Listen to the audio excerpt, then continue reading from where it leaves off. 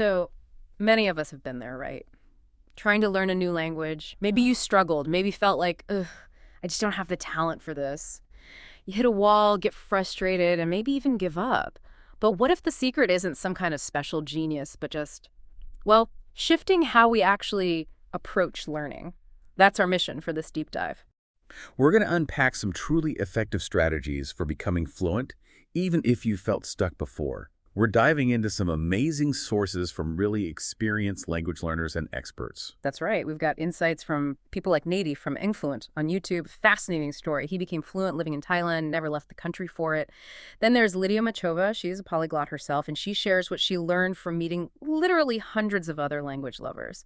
And we're also looking at Steve Kaufman from Steve, who brings in some of the science behind language acquisition. These sources, they're just packed with practical, sometimes really surprising ideas. Yeah, they really challenge the old ways, don't they?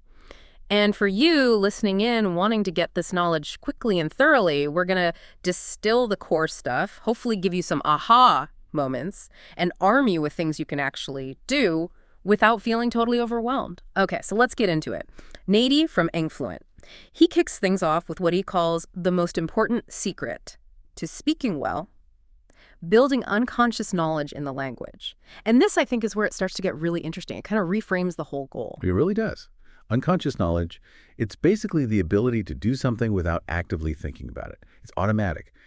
Think about riding a bicycle or playing piano or even just speaking your native language. You're not consciously running through grammar rules, are you? No, not at all. It just happens. Exactly. It just happens. Your legs just know what to do on the bike. Your fingers find the keys. Yeah. It's handled unconsciously. Which is totally different from what we usually do in language classes, right? That conscious knowledge, that's what you get from like grammar books, verb conjugation charts, all that stuff you have to actively think about when you try to speak. And that's the core problem, Nady points out.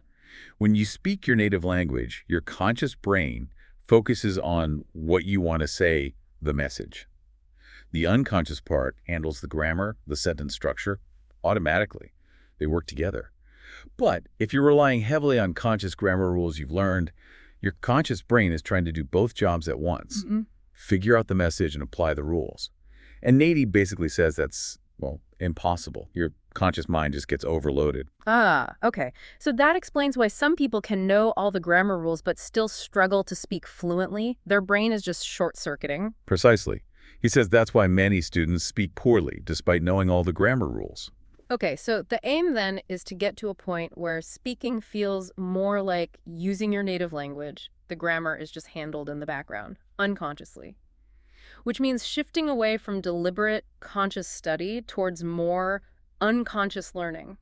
But what does that actually mean day to day? Do we just, like, throw out all the books? Well, not necessarily throw everything out, but the focus shifts. Unconscious learning means learning happens without you deliberately trying to learn specific things like grammar. It's learning outside your direct awareness. So when you listen to a conversation in English, yeah, your conscious goal is to understand the meaning, what's being said. But behind the scenes, your unconscious brain is picking up patterns, vocabulary, pronunciation, rhythm, learning things like grammar, vocabulary, and many other things, as Nady puts it. Right, just like how kids learn their first language. They don't sit down with grammar charts. They just absorb it by listening. Exactly. It's absorption through exposure. So, if building this unconscious knowledge is the key, how do we actually do it? Nady, based on his own journey, suggests two main methods: intense listening and something he calls input-driven speaking practice. Let's unpack the listening part first. Okay. Listening is huge. Nady is really clear. It's impossible, he says, to become fluent without a lot of listening. Full stop. Listening regularly gets your brain comfortable with how the language actually sounds, its complexity, its flow. It makes speaking feel a lot easier down the line. Without that massive amount of listening, he argues, trying to form a sentence just feels confusing. Your brain doesn't have the patterns internalized. Okay, so listening is critical. But what about reading?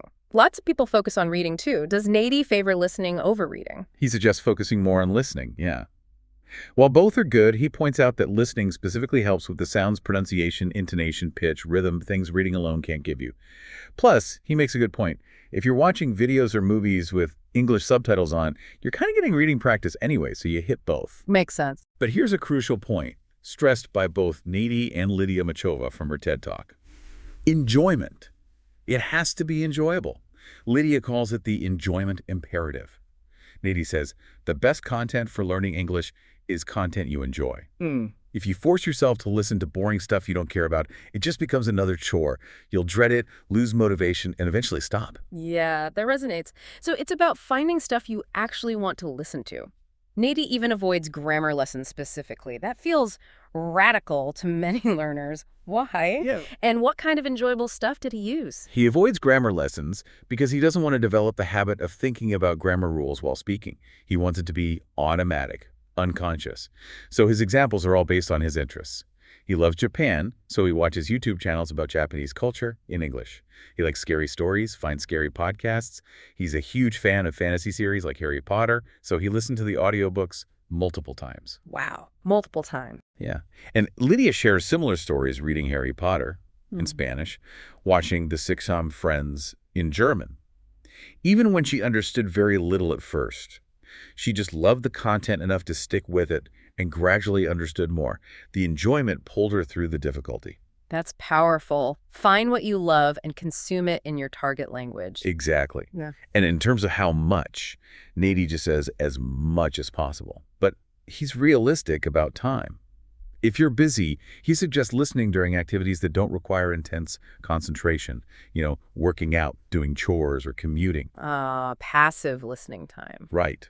If your comprehension is good enough that you don't need to be glued to a screen, you can squeeze in hours of input without needing dedicated study time. Okay, so massive, enjoyable listening is method 1. What about method 2? You mentioned input-driven speaking practice, because we do need to practice speaking, right? But what if you don't have easy access to a native speaker? Nady warns against just talking to yourself or other learners, doesn't he? He does. He says while talking to yourself or other learners might make you feel like you're speaking faster. It doesn't actually improve your accuracy or introduce new natural language. You might just be reinforcing mistakes or limitations. Right. You're not getting new input. Exactly. So input-driven practice is about practicing with authentic English material stuff made by and for native speakers. YouTube, podcasts, movies. The goal is constant exposure to proper English while you practice. And a common way to do this is through imitation or shadowing. Imitation, like mimicking. Yeah, basically copying or imitating a native speaker. You're trying to replicate not just the words, but the whole package. The sounds, the rhythm, the intonation. Okay, so how does that actually work? If someone wants to try the imitation technique Nady suggests, what are the steps? It's fairly straightforward. First, find some audio or video of a native speaker. Nady suggests something not too fast to start with. Listen to maybe the first 3 to 5 minutes just to get familiar with it. Look up any words you don't know so comprehension isn't a barrier. Then play it again, but this time, pause after just a few words. He suggests maybe 4 to 6 words at a time. And in that pause, you repeat exactly what you heard. You're trying to copy not only the words, but also the rhythm, pronunciation, and the emotion in the voice. So really trying to sound like them? Exactly. It trains your mouth muscles and your ear. And then, as you get better, you can make it more challenging. Try to memorize and repeat a whole sentence. Nady adds a really interesting point here. If the sentence is long and you can't remember the exact words, don't sweat it. Your brain is better at remembering the meaning. So try to express that same meaning in your own words. He says this process of expressing something in your own words is really helpful. So it becomes a bit like active recall, I'm paraphrasing. Right. It improves your ability to improvise and find the right words to express yourself. It bridges the gap between understanding and producing. Okay, these methods from Nady massive listening and input-driven speaking focus on building that unconscious knowledge. Now, let's bring in Lydia Machova. She interviewed, 100 different polyglots? And she found something fascinating. While their specific techniques varied wildly, they all shared some common principles. It wasn't about one magic method, but more like a shared mindset or approach. Absolutely. Lydia confirms that the single biggest thing they all had in common was enjoyment. She says, we simply found ways to enjoy the language learning process. That echoes Nady completely. She gives these great examples. Benny Lewis, the Irish guy, just starts speaking from day one. He doesn't mind making even 200 mistakes a day because he sees it as learning from feedback. That's his fun. Yeah, 200 mistakes. That takes guts. Right. Or Lucas from Brazil. He invented this ingenious method for learning Russian. He'd get 2 Russian strangers on Skype chat and act as a go-between, translating their messages back and forth, just so he could figure out how they naturally talk to each other. That's incredibly creative and kind of funny. It is. but it shows the lengths people go to make it engaging for them. It wasn't a chore. It was a puzzle, a game. So the takeaway is huge. It's Yeah. not about having some special genius gene. It's about finding a way to make learning a pleasant activity which you don't mind doing every day. Hmm. If you hate writing flashcards, maybe type them into an app. Hate boring textbook dialogues. Find YouTubers you like or listen to podcasts on topics you're passionate about. Exactly. If you're introverted, Lydia suggests self-talk, describing your room, your photos, your day to an imaginary friend in the language. Find your way to make it enjoyable. Okay, enjoyment is principle one. What else did Lydia find? Effective methods. Enjoyment is crucial, but you also need methods that actually work for long-term learning. For vocabulary, for instance, just cramming lists for a test doesn't lead to long-term retention. Polyglots tend to use things like spaced repetition systems, apps like Anki or Memrise. Oh yeah, the smart flashcard apps. Right, they show you information just before you're about to forget it. Super efficient for memory. Or she mentions the gold list method, which is a more low-tech notebook system for passive review. The point is, they use proven techniques for things like vocabulary retention. They look at what other successful learners do and adapt effective methods. Got it. So enjoyment plus effective methods. What's the third principle? Create a system. Lydia puts it bluntly. Nobody really has time to learn a language today.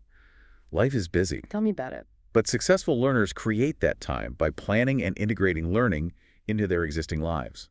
It's about asking, can you wake up 15 minutes earlier? Maybe use that for vocabulary with Anki. Can you listen to a podcast on your way to work while driving? Perfect for that listening input we talked about. So fitting it into the cracks of your day. Exactly.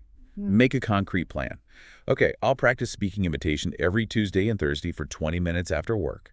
I'll listen to a YouTube video while I eat breakfast. Mm-hmm. When you schedule it like that, it becomes a part of your everyday life, not some extra thing you have to find time for. Makes sense. Build the habit. And the last principle. Patience. This is a big one.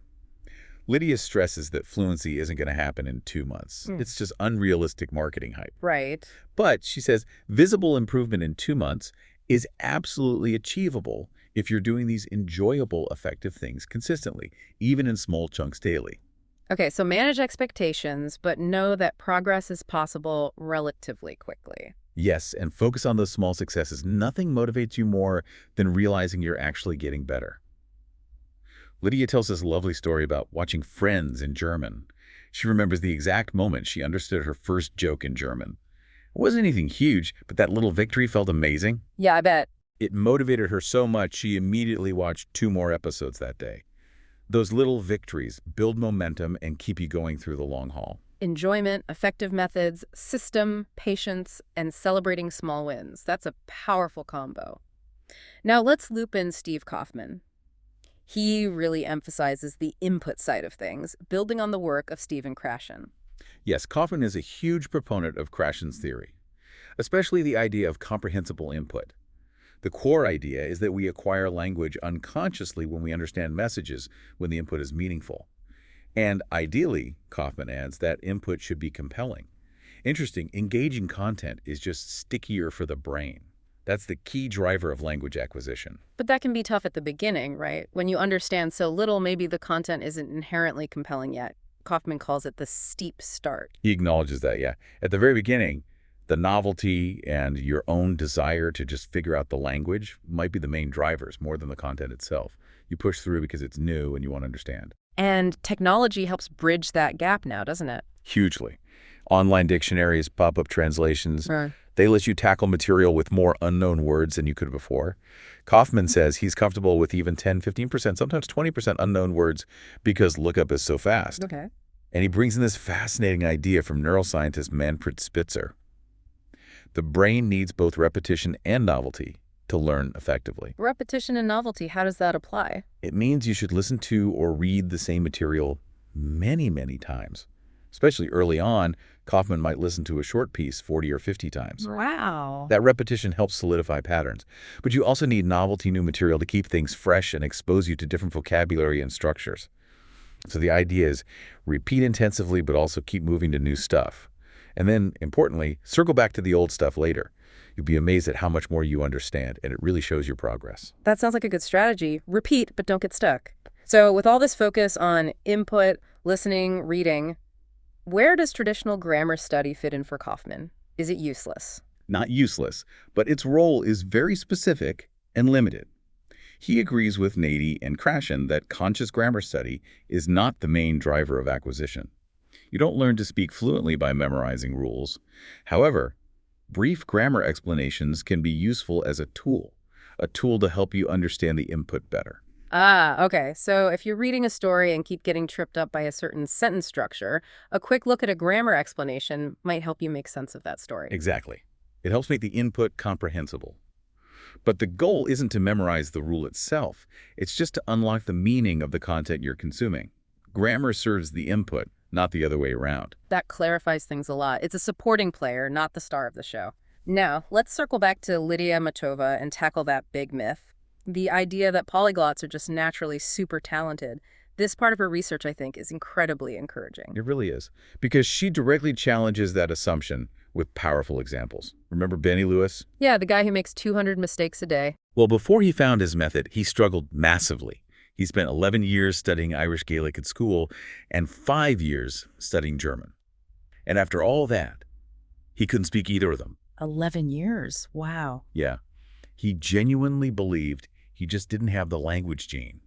He thought he was incapable. But now he speaks 10 languages. How? By completely changing his approach, he ditched the classroom methods that didn't work for him and developed his own speaking from day one, embracing mistakes, focusing on communication. He found his enjoyable, effective method. That's incredible. And what about Lucas, the Brazilian guy? Similar story. He was apparently one of the worst students in class trying to learn English for 10 years.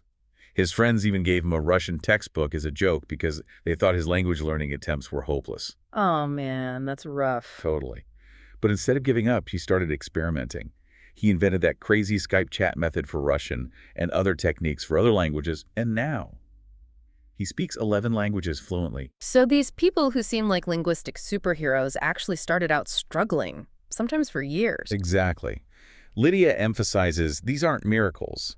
They are examples of what happens when people stop blaming themselves or a lack of talent and instead take their learning into their own hands. They find methods that are enjoyable for them, methods that are effective, they create a system, they have patience, and they track their progress. They basically unlocked a potential they didn't realize they had just by changing the how. That really flips the script on the whole talent idea. So the message is incredibly hopeful. If you've ever given up on a language thinking it's too hard or I'm just not good at languages, Lydia's conclusion is powerful. Maybe, just maybe, you're just one enjoyable method away from learning that language fluently. It's not about innate ability. It's about finding the approach that clicks for you. Wow. Okay, we have covered a ton of ground today. From that fundamental idea of unconscious knowledge being the real key, to the practical steps like immersing yourself by listening to stuff you actually love, using imitation for input-driven speaking practice, and building a system to make it all stick. And threaded through it all are those core principles from Lydia's polyglots. Remember, the secret isn't some magic bullet, but finding genuine enjoyment in the learning process itself. Combine that with effective methods applied systematically, have patience with yourself, and celebrate those small daily wins along the way. It's about making it a sustainable, rewarding journey. So for you listening, what does this all boil down to? Maybe as you go about your week, just consider what's one small, genuinely enjoyable piece of input you could add to your day, maybe during your commute or while cooking dinner, something easy to start building that powerful, unconscious language knowledge without feeling like study. And maybe the most provocative thought to leave you with is this. If people like Benny and Lucas, who genuinely believe they are bad at languages after years of struggle, could find a way to unlock fluency in multiple languages, what hidden language talent might you discover just by tweaking your approach and finding a way to actually enjoy the ride?